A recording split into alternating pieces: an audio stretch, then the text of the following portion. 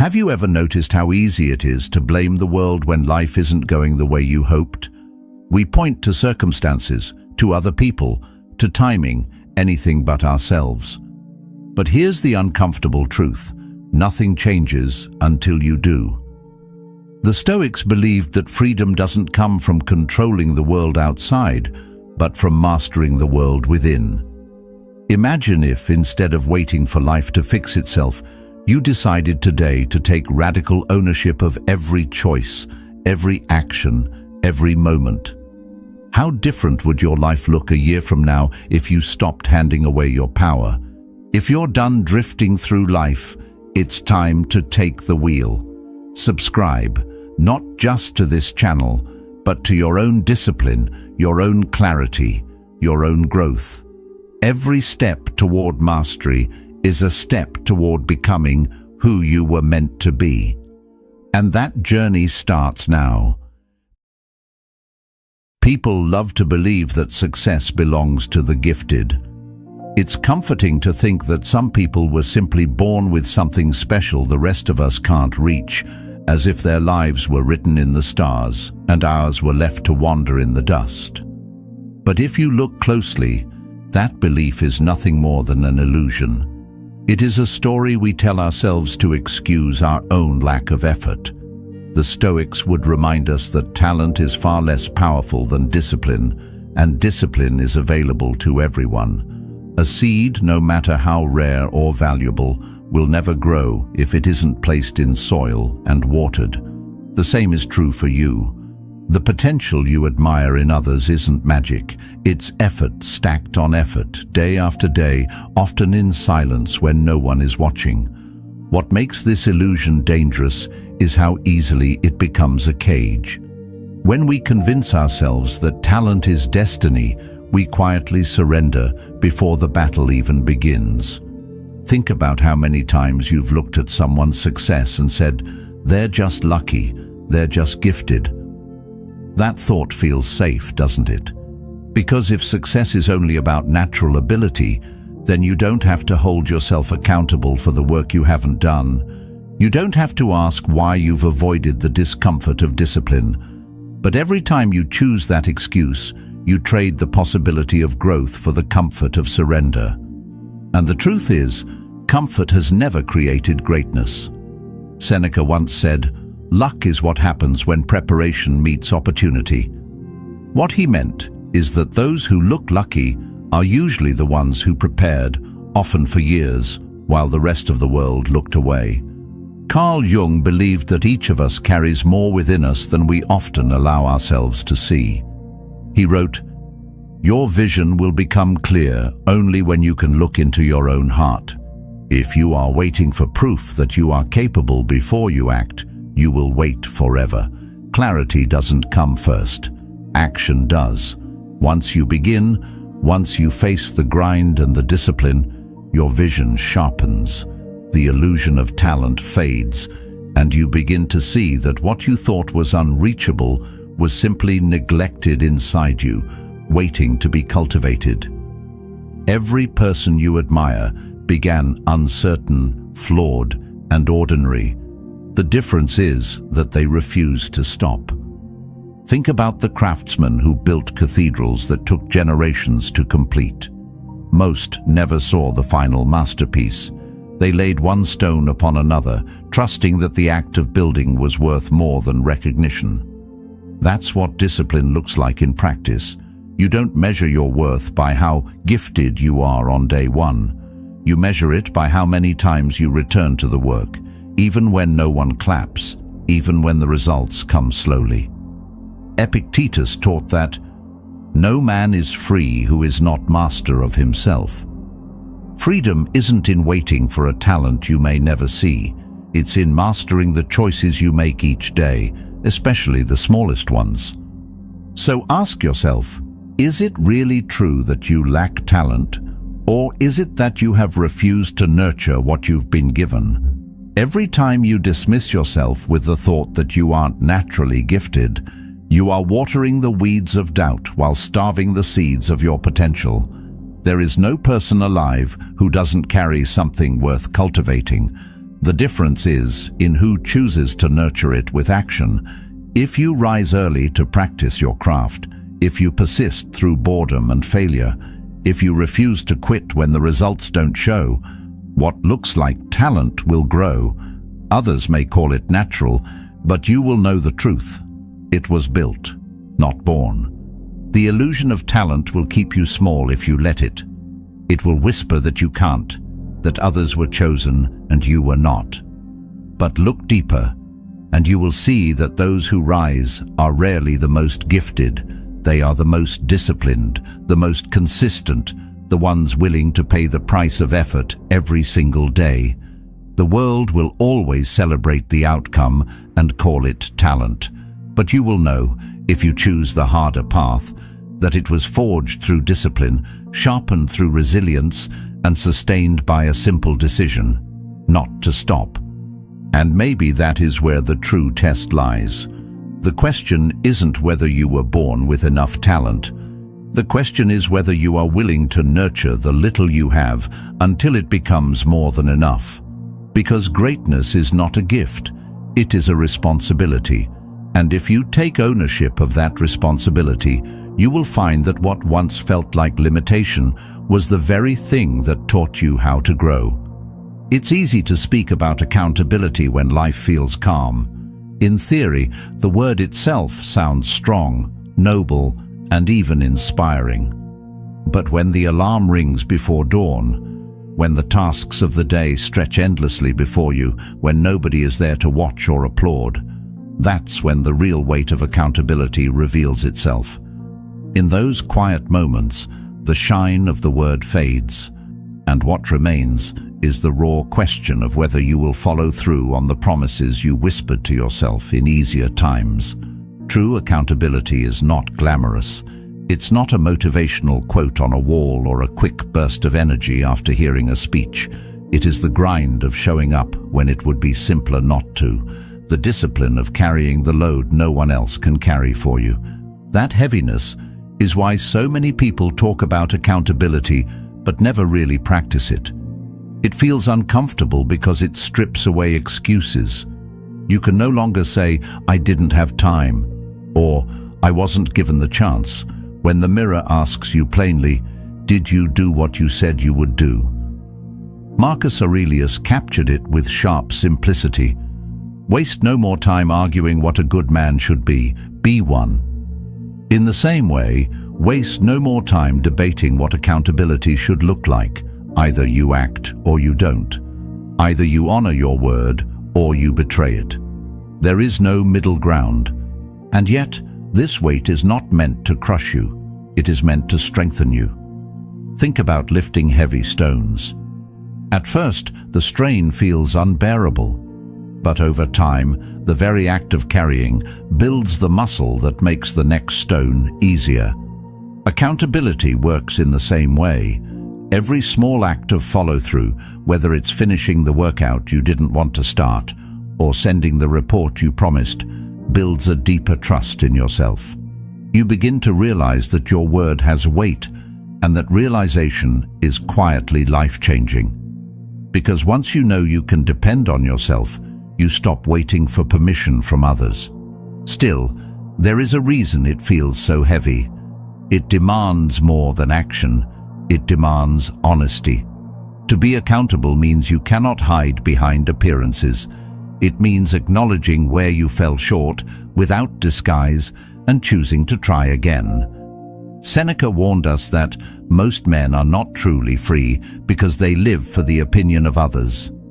Accountability frees you from that trap. It forces you to care less about applause and more about integrity. Do you act because it's right, or only because someone is watching? That question cuts deeply because it forces you to examine your motives, and it is in that examination that real growth begins. Carl Jung once wrote, "Who looks outside dreams, who looks inside awakes." Accountability is the act of looking inside with unflinching eyes. It is the daily awakening to the fact that you are responsible for your actions, your choices, your time. This awakening can feel painful because it removes the comforting illusion that circumstances or other people are the reason for your stagnation. But at the same time, it gives you back your power.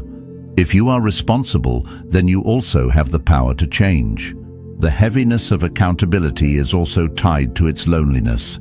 When you stand accountable, you often stand alone. Others may not understand why you push yourself when no one demands it. They may not see the point of the quiet sacrifices, the hours spent in practice, the discipline maintained when it seems unnecessary. But that solitude is not weakness. It is the ground where character is formed. Socrates once said, "The unexamined life is not worth living." Accountability is examination in action. It is the process of constantly testing whether your choices align with the life you claim you want. And that process, while lonely, creates an unshakable foundation. Over time, accountability transforms from weight into freedom. At first, it feels like chains, binding you to commitments that no one else sees. But slowly, you realize those chains are made of your own discipline, and they hold together the structure of your life. Without them, everything collapses. With them, you can stand firm no matter how strong the storm. So when accountability feels heavy, remind yourself that heaviness is the point. You cannot grow strong without resistance. You cannot build trust in yourself without being tested. Accountability does not exist for the easy days when motivation carries you forward. It exists for the days when motivation is gone, when fatigue sets in, when no one else will notice whether you succeed or fail. Those are the moments that define you. Not because others are watching, but because you are. The truth is, accountability will always feel like a burden until you understand it is also a gift. It is the quiet proof that your life belongs to you. And though it weighs heavily at times, it is that very weight that shapes you into someone unbreakable.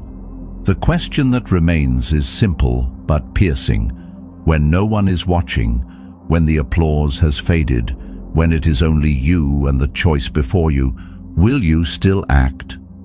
Imagine sitting across from someone you deeply admire, a mentor, a guide, the kind of person whose opinion carries weight because they live the life you respect.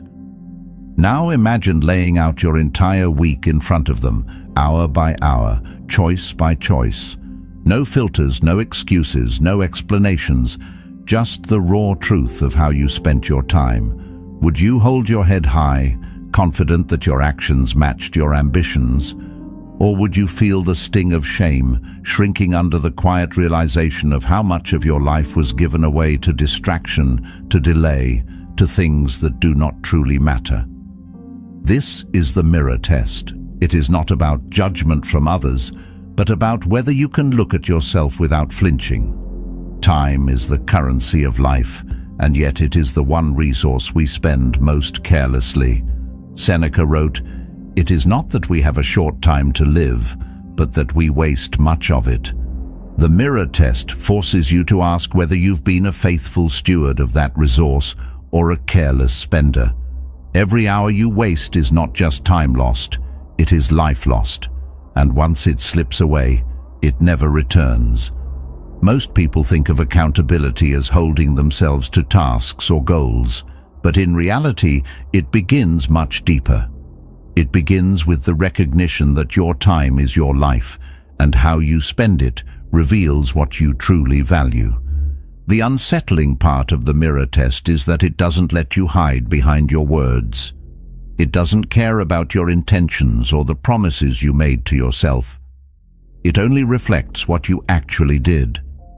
If you said you wanted to get healthier but spent your evenings scrolling endlessly instead of moving your body, the mirror will not lie. If you said you wanted to build a business but your hours were poured into entertainment, the truth will be clear. Carl Jung once observed, "You are what you do, not what you say you'll do." That line cuts through all illusions. The mirror test is the place where your actions either align with your vision or expose the gap between who you claim to be and who you truly are. This is why the test feels so heavy. We are experts at justifying our choices to ourselves, bending the truth so we can feel comfortable.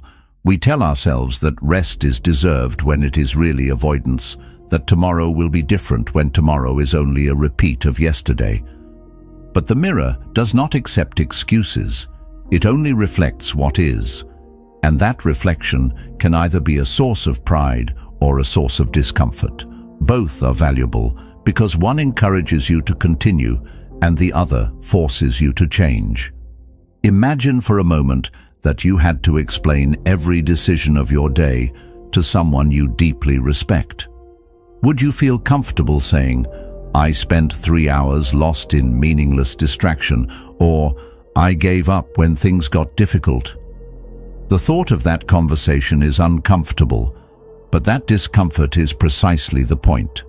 Epictetus taught, "First say to yourself what you would be, and then do what you have to do." The mirror test is nothing more than holding your life against that standard. Are you doing what you must to become who you claim you want to be? And yet, the mirror is not there to condemn you. It is there to awaken you. If you see wasted hours, that does not mean you are broken. It means you are being shown where to improve. It is a reminder that every day is a fresh chance to redirect your energy. Marcus Aurelius reminded himself constantly that his time was short and that every day could be his last. To him, this was not a reason for despair, but for urgency. To wake up and realize you have been careless with your hours is not the end, it is the beginning of change. This practice requires courage. It is not easy to see yourself clearly. Most people avoid it by keeping themselves endlessly distracted because silence and reflection bring uncomfortable truths. But it is in that silence that you find your direction. When you begin to take this test seriously, you realize how powerful it is. The hours you once wasted begin to weigh differently because you know you will face them later in the reflection. And slowly, you become more intentional. You begin to ask, if I had to justify this moment, would I feel proud or embarrassed? That simple shift can transform how you live, not because others are watching, but because you are. The mirror is always there, silent but unrelenting. So how much of your life do you let slip away unnoticed? That question is not meant to haunt you, but to remind you of the gift you've been given. Time is limited, fragile, and sacred. When you honor it, you honor yourself. The mirror test is heavy because it strips away illusion, but it is freeing because it gives you clarity. And with clarity comes strength. The strength to align who you are with who you want to be. Excuses are some of the most convincing lies we tell ourselves because they wear the mask of reason. I don't have time. I don't have support. I don't have the resources. On the surface, these statements sound rational, even responsible. But when you strip them down, they are all the same, an attempt to escape the weight of responsibility. They let us feel justified in doing less, while still holding on to the illusion that we wanted to do more. The problem is that excuses may protect our comfort in the short term, but they quietly steal the life we could have lived. Excuses are seductive because they shift the blame away from us. They allow us to imagine that the reason we're stuck has more to do with outside forces than with our own choices. But if you look closer, you'll see that they create a pattern of giving away your power. Every time you say, "I can't because," you hand over the control of your life to something outside yourself. And little by little, you stop believing you have the ability to shape your future. Marcus Aurelius reminded himself daily that you have power over your mind, not outside events. Realize this, and you will find strength. Excuses deny that truth. They convince you that the problem is always out there, when the real solution has always been in here. What makes excuses so dangerous is not just that they delay action, it's that they become part of your identity. The more you repeat them, the more you start to believe them. You convince yourself that you are too busy, too unsupported, too underprepared, and eventually you stop even questioning whether those things are true. You simply live by them as though they were laws written into your life. This is the subtle prison of excuses. You create the bars, you lock the door, and then you complain about being trapped. The truth is, everyone has reasons not to act. Everyone has obstacles, responsibilities, and moments of weakness. What separates those who grow from those who remain stuck is not the absence of obstacles, but the refusal to let excuses define them. Excuses also thrive in comparison. We look at others and say, they had better opportunities, they had more support, they started with more talent, and maybe some of that is true. But the Stoics would remind us that life is not about what you start with, but about what you do with what you have. Socrates taught that he who is not contented with what he has would not be contented with what he would like to have. In other words, if you are waiting for conditions to be perfect before you act, you will never begin. Excuses feed on this illusion of perfect timing, but there is no perfect moment. There is only now, and the choice to act or avoid. Think of the hours you have lost to excuses. How many dreams have you delayed because you told yourself the timing wasn't right? How many chances have slipped away because you convinced yourself you weren't ready? Every excuse feels harmless in the moment, but over time they pile up into regret. And regret is nothing more than the voice of accountability that was ignored for too long. The mirror of your life does not reflect what you wanted to do, it reflects what you did. Excuses cannot be seen in that reflection, only the absence of action. The challenge is to see excuses for what they really are, thieves of your time, energy, and potential. Once you name them, they lose some of their power. They stop sounding like logic and begin to sound like avoidance. And in that moment, you reclaim something vital, the ability to choose differently. It will never feel easy. Excuses will always whisper because they know the path of action is uncomfortable. But discomfort is not your enemy, it is your teacher. The Stoics embraced discomfort as a way to grow stronger, to test themselves, to prove that their character was not dependent on ease. When you stop listening to excuses, you begin to see obstacles not as reasons to quit, but as opportunities to rise. And slowly, the very weight that once held you back becomes the resistance that builds your strength. So the next time you hear yourself say, "I don't have time," or "I don't have support," pause and listen carefully. Ask yourself if those words are truth, or if they are simply fear in disguise. Remember that excuses, no matter how convincing, do not protect you, they rob you. They take from you the life you could have lived, the potential you could have realized, the future you could have built, and the moment you decide to stop believing them is the moment you take your power back. There is a subtle but crucial difference people often forget, one that can determine whether you move forward in life or stay stuck.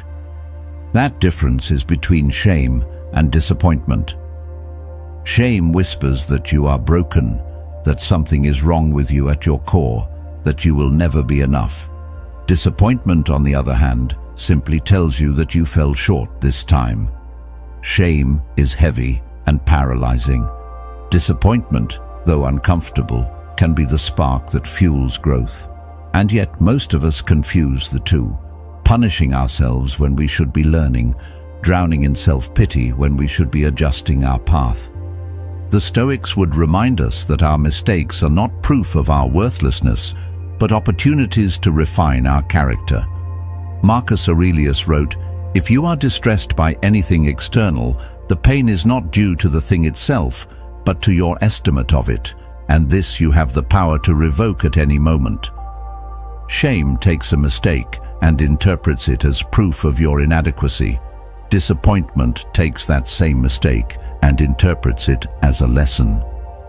The event does not change. It is your judgment of it that determines whether you will crumble or grow stronger. Think of a child learning to walk. They fall, they stumble, they cry, but no one shames them for falling. The fall is not seen as proof that the child is broken. It is seen as proof that they are learning. And because they are not crushed by shame, they try again.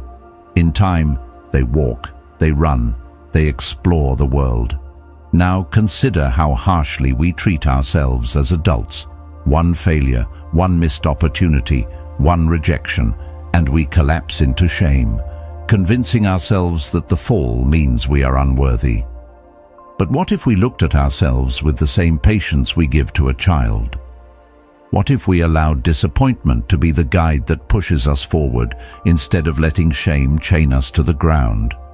Carl Jung once wrote, "I am not what happened to me, I am what I choose to become." Shame keeps you stuck in what happened. Disappointment opens the door to what can still be. This distinction is vital, because if you confuse shame with accountability, you end up punishing yourself instead of growing. The Stoic way is not self-condemnation, but self-examination. You do not deny your errors, but you also do not make them bigger than they are. You look at them clearly, ask what they reveal, and then decide what to do differently next time. Disappointment, in this way, is a form of hope. To be disappointed means you still care, that you still hold a vision for something better. Shame, however, robs you of that vision. It convinces you that no matter what you do, the outcome will be the same, and so you stop trying. Epictetus said, "It's not what happens to you, but how you react to it that matters." Shame locks your reaction in despair. Disappointment, if met with courage, sharpens your response and prepares you to act more wisely. Of course, disappointment can still be painful. To fall short of your own expectations stings deeply. But the Stoics embraced this sting as useful. Pain is information. It shows you where to focus, what to improve, what needs to change. Shame numbs you, telling you not to try because you are doomed to fail. Disappointment keeps you awake, reminding you that you are capable of more. It keeps you restless in the pursuit of your better self. This is why high achievers often live with a quiet sense of disappointment. They hold themselves to high standards and constantly see where they could do better. But instead of letting that awareness become shame, they use it as fuel. It is what pushes an athlete to train harder after a loss, what inspires an artist to refine their craft after a weak performance, what drives a thinker to keep questioning after being proven wrong. In this way, disappointment becomes a tool for resilience. Seneca advised, "A gem cannot be polished without friction, nor a man perfected without trials." That friction is disappointment. It is the resistance you feel when you face the gap between where you are and where you want to be. Shame tells you the gap cannot be crossed. Disappointment tells you the gap exists for a reason, so you can learn how to bridge it. Without friction, without falling short, without that ache of dissatisfaction, there is no refinement. There is only stagnation. So the next time you stumble, pause and ask yourself, am I drowning in shame, or am I sitting with disappointment? If you find yourself telling a story about being broken, unworthy, incapable, that is shame, and it will keep you trapped. But if you can feel the sting without building an identity around it, you give yourself permission to move forward. Disappointment says, this is not the end. This is feedback. Adjust and try again. The difference is everything. Shame is a weight that presses you down. Disappointment is a weight that strengthens you when you carry it. And the choice between the two lies not in the event itself, but in how you decide to see it. Remember this, falling short does not mean you are broken. It means you are human, And if you choose to see clearly, every disappointment can become the stepping stone that leads you closer to the life you were meant to live. Whenever life pushes back against you, the most powerful thing you can do is also the most uncomfortable. You must ask yourself, how is this my fault? At first, those words feel like an attack, as if you are being asked to take responsibility for things that clearly weren't your doing. But this question is not a weapon meant to break you down. It is a tool designed to uncover where your influence truly lies. It strips away the comfort of blame. It denies you the easy refuge of pointing fingers outward. And in doing so, it forces you to look inward, where your power actually lives. Most people prefer to see themselves as victims of circumstance. It's easier to say, "This happened because of them," or "The system is unfair," than to ask what role we played in the outcome. But the moment you shift your attention from the external to the internal, you reclaim something essential: the ability to change. The Stoics were clear on this distinction. Epictetus taught, "We cannot choose our external circumstances, but we can always choose how we respond to them." Asking, "How is this my fault?" is another way of asking, "What part of my response could I control, but didn't?" Think about a mistake at work, a failed relationship, or a missed opportunity. It's tempting to explain these away by highlighting what others did wrong. But when you take that route, you learn nothing, because the power sits in someone else's hands. If instead you ask what you could have done differently, you begin to see possibilities. Maybe you didn't prepare as thoroughly as you could have. Maybe you avoided a hard conversation until it was too late. Maybe you ignored warning signs because you didn't want to face the discomfort. These realizations sting, but they also light the way forward. Blame only chains you. Responsibility unlocks the door to growth. Carl Jung once wrote, "Until you make the unconscious conscious, it will direct your life, and you will call it fate." When you refuse to ask hard questions, your blind spots run your life. You end up repeating the same mistakes and calling it bad luck. But when you ask, "How is this my fault?" you shine a light into those hidden places. You see patterns of avoidance, weakness, or fear that have quietly shaped your choices. And once you see them, you can no longer pretend you are powerless. The illusion of fate fades, and the reality of choice stands before you. The reason this question feels so terrifying is that it removes excuses. If you can always find some way that your actions contributed, then there is no safe place to hide. That is a hard truth, but it is also liberating, because if there is no safe place to hide, there is also no cage holding you down. You are not doomed to repeat the same cycles forever. You can adjust, you can learn, you can grow. Of course, this is not about self-blame in the destructive sense. You are not meant to berate yourself for everything that goes wrong. Life will always bring storms you did not create: loss, betrayal, accidents. The point of the question is not to assign guilt where it doesn't belong. It is to discover where your influence could have been greater, where your choices shaped the outcome, and how you might respond differently in the future. It's about responsibility, not punishment. Responsibility is not about what's fair, it's about what's useful. And asking how something is your fault is useful, because it reveals where you have the power to act next time. The greatest leaders, thinkers, and creators all share this ability to ask the hard question. They don't waste years nursing old wounds or pointing fingers. They ask, "What part did I play, and how can I play it differently next time?" This mindset transforms failure into a teacher rather than an enemy. It makes setbacks part of the path forward instead of detours that leave you lost. So when life breaks against you, when you lose the job, when the relationship fails, when the opportunity slips away, pause and ask the hardest question. Not to tear yourself apart, but to piece yourself together more wisely. Ask, what was within my control that I ignored? Where could I have acted differently? What choice did I avoid making because it was uncomfortable?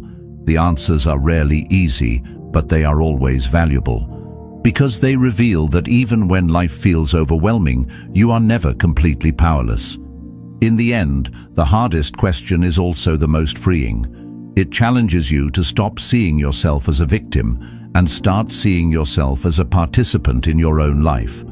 And when you accept that role, everything changes. You stop waiting for others to fix things for you. You stop resenting the world for being unfair. You take ownership of your failures and your future. And slowly, the same question that once terrified you becomes the one that strengthens you. How is this my fault? Taking control of your life is never free. It comes with a cost, and that cost is heavier than most people are willing to pay. Responsibility demands a kind of emotional tax, a constant toll collected not in money, but in effort, sacrifice, and honesty. It costs you your comfort, because comfort thrives in avoidance. It costs you your excuses, because excuses dissolve the moment you stand accountable. And it costs you the luxury of pointing fingers, because ownership leaves no room for blame. These costs feel steep, and at times they can feel isolating. But the truth is, what you gain in return is far greater than anything you lose. You gain the ability to trust yourself, and with that trust, you stop drifting as a passenger in your own story. You sit in the driver's seat, fully aware that every choice you make carries weight. That awareness can be unsettling at first. When you accept ownership, you can no longer pretend that the circumstances of your life are random or solely dictated by others. Every decision becomes meaningful. Every action becomes a vote for the person you are becoming. Marcus Aurelius reminded himself daily, "It is not external things that trouble us, but our judgments about them." To own your judgments is to accept that the quality of your life is not determined by the storm around you, but by how you choose to navigate it. And once you take that truth seriously, excuses no longer hold the same appeal. You begin to see them for what they really are, escape routes that lead nowhere. But here lies the paradox.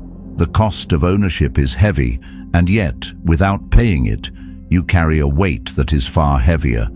When you refuse ownership, you pay with regret, with doubt, with the quiet sense that you are betraying yourself. The momentary relief of blaming others or retreating into excuses always comes back with interest, in the form of wasted time and lost potential. Seneca wrote, "While we waste our time hesitating and postponing, life is slipping away. Ownership is costly, but hesitation is ruinous. The choice is not whether you will pay, it is whether you will pay in the currency of discipline now or regret later." Carl Jung once observed, "The privilege of a lifetime is to become who you truly are." Ownership is the price of that privilege. To become who you are meant to be, you must first accept that no one else can walk your path for you. No one can carry your burdens. No one can make your decisions. No one can choose your habits. That realization can feel overwhelming, but it also brings clarity, because the moment you claim everything as yours, your failures, your flaws, your victories, you realize that the life you want is not waiting for someone else to deliver it. It is waiting for you to claim it through deliberate action. The emotional tax of ownership often shows up in the form of loneliness. When you start holding yourself to higher standards, you may notice that not everyone around you is willing to do the same. Some may mock your discipline. Others may resent your refusal to play the old games of blame and excuses. But ownership requires you to prioritize growth over approval. Socrates said, "To find yourself, think for yourself." Ownership means daring to think for yourself even when it leaves you standing apart from the crowd. That separation is part of the cost, but it also becomes the source of your strength. Another part of the cost is that ownership makes you brutally aware of your limitations. When you are no longer able to push responsibility onto others, you are forced to see clearly where you have fallen short. This can be painful, but it is also freeing, for it is only when you acknowledge your weaknesses that you can begin to strengthen them. Aristotle wrote, "Knowing yourself is the beginning of all wisdom." Ownership is that knowledge in practice. It strips away illusion and forces you to meet yourself honestly. And while honesty can wound, it also heals, because it gives you the ground from which to rise. The longer you live with ownership, the more you realize it is less about perfection and more about consistency. You don't take control of your life in one dramatic act. You do it in the small, often invisible choices you make every day. Choosing to finish the task instead of leaving it undone. Choosing to take responsibility for a mistake instead of covering it up. Choosing to improve a little each day rather than waiting for the perfect opportunity. These choices add up, and over time, they transform not just what you do, but who you believe yourself to be. Slowly, you become someone you can trust, someone who does not break their own word. And that self-trust is worth more than comfort, more than excuses, more than blame. The cost of ownership will never disappear. Every day you choose it, you pay in effort, honesty, and discipline. But in return, you gain a kind of freedom that cannot be taken from you. You gain clarity in your direction, strength in your actions, and pride in your character. You stop being the passenger who complains about the journey and become the driver who steers with intention. And once you experience that kind of freedom, you realize that the price you paid was not a burden, it was an investment. In the end, the real question is not whether ownership is costly, but whether you are willing to trade your comfort for your potential. The emotional tax is real, but so is the reward. To own your life is to carry weight, yes, but it is also to stand tall under that weight, knowing it is shaping you into someone stronger, clearer, and more alive. And that is a price worth paying. When you truly begin to hold yourself accountable, something subtle but powerful shifts inside you. At first, it's just about your own life, waking up when you said you would, following through on your commitments, taking ownership when things don't go as planned. But over time, this discipline changes not just how you see yourself, but how you see others. You stop tolerating weakness, not because you want to judge or belittle anyone, but because you understand what it costs to rise. You know the weight of responsibility. You know the pain of pushing past excuses. You know the discipline required to climb out of comfort and into growth. And once you've paid that price, you can no longer look at avoidance or mediocrity in the same way. It's not judgment, it's recognition. The remarkable thing is that people notice this shift, often without you saying a word. When you hold yourself to a higher standard, others begin to feel it. They see it in your actions, in your consistency, in the quiet way you live what you preach. This is why ownership is contagious. It spreads not through lectures, but through example. This is why becoming the standard matters so much. The world doesn't change because we demand more from others. It changes because we demand more from ourselves. When you raise your own standard, people around you begin to mirror it. A friend starts rethinking their own excuses because they see you choosing discipline over distraction. A colleague works harder because your consistency quietly raises the bar.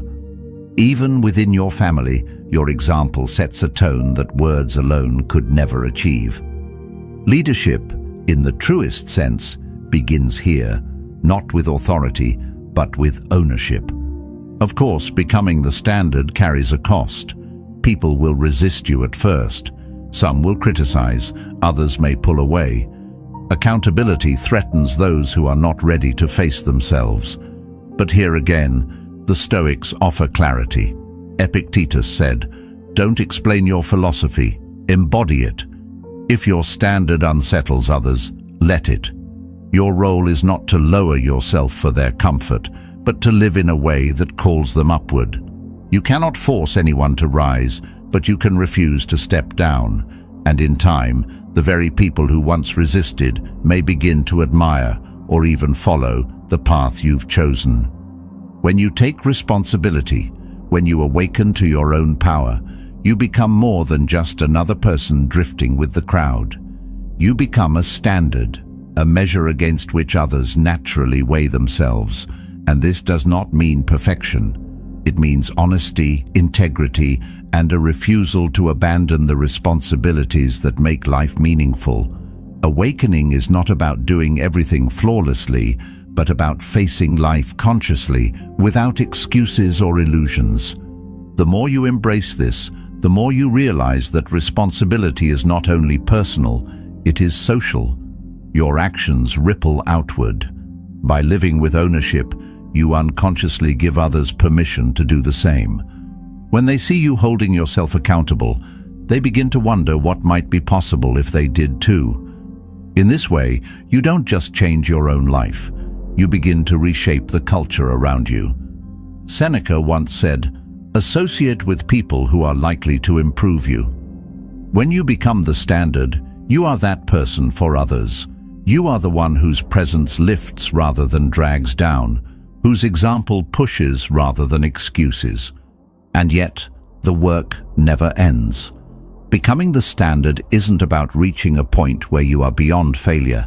It's about staying committed to the path, even when it is difficult, even when it feels lonely. The higher your standard, the more you will see your own shortcomings. But that is part of the process. It keeps you humble, it keeps you honest, and it keeps you moving. Aristotle once wrote, "We are what we repeatedly do." Excellence, then, is not an act, but a habit. Becoming the standard is not a single achievement. It is the habit of excellence practiced day after day in ways both small and great. In the end, this is the heart of ownership. It begins within you, but it doesn't stay there. It spreads into your work, your relationships, your community. It shapes the way others see themselves, often without them even realizing it. If you want a better world, it starts with you. Not with speeches, not with demands, but with the quiet, consistent choice to live at a higher level, to hold yourself accountable when no one is watching, to awaken to your own responsibility, and by doing so, awaken others. Becoming the standard is not about being above anyone else. It's about being deeply aligned with yourself. It's about living in such a way that your actions speak louder than your words, and your presence calls others toward their own higher potential. Ownership begins with one person, but once it takes root, it never stays there. It spreads, it inspires, and in time, it transforms. In the end, everything comes down to this. Your life is shaped not by what happens to you, but by the ownership you choose to take. The moment you stop making excuses and start carrying your own weight, you reclaim your power. That choice is not easy, but it is the only path to freedom, clarity, and strength. So let today be the day you rise to your own standard. If this message spoke to you, keep going. Watch one of the suggested videos on your screen now and continue this journey of self-mastery. And thank you for being a part of Stoic Journal.